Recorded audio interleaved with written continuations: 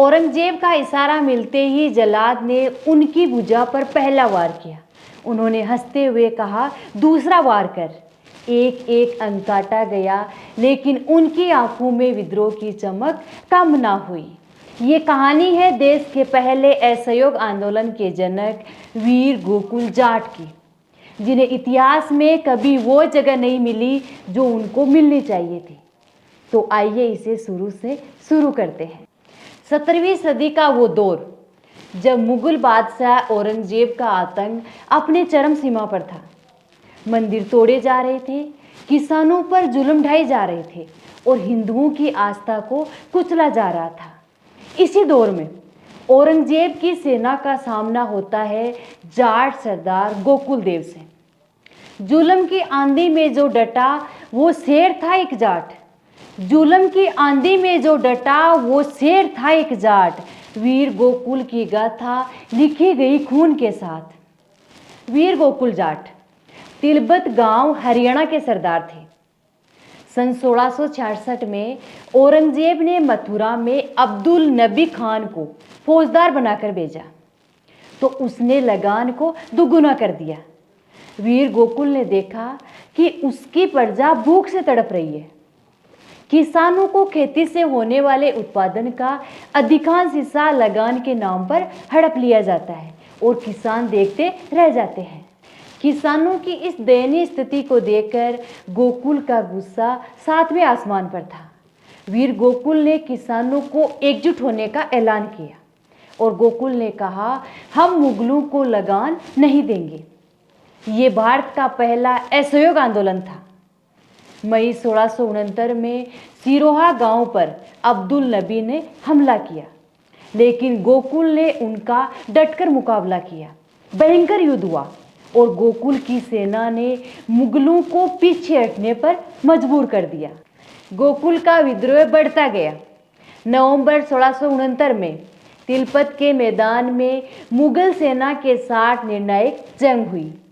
गोकुल के पास 20,000 किसानों की फौज थी, जिसमें जाटों के अलावा यादव और गुर्जर भी थे।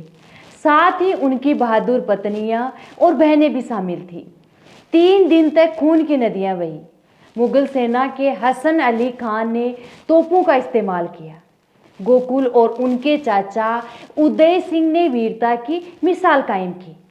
3 दिन के बाद औरंगजेब को और बड़ी सेना लेकर खुद को इस युद्ध में उतरना पड़ा।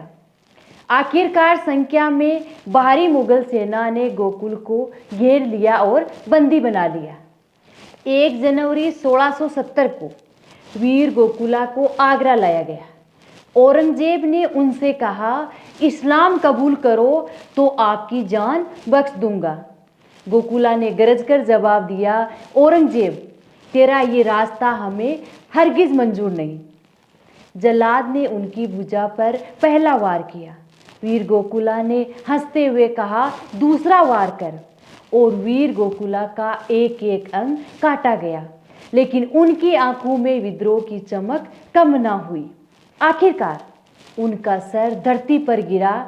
कहते हैं इसी युद्ध के साथ मथुरा के केशवराय मंदिर को ढहाने का रास्ता भी औरंगजेब के लिए साफ हो गया था।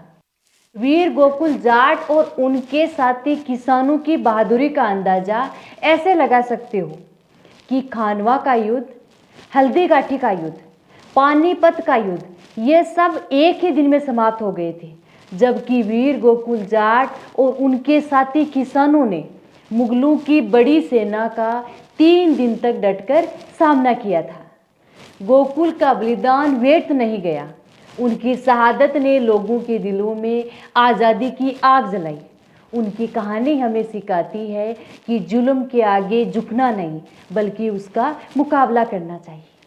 आज भी मथुरा के लोग उन्हें वीर गोकुल के नाम से याद करते हैं। ये थी वीर गोकुल जाट की कहानी, एक योद्धा जो अपने लोगों के लिए लड़ा और शहीद हुआ।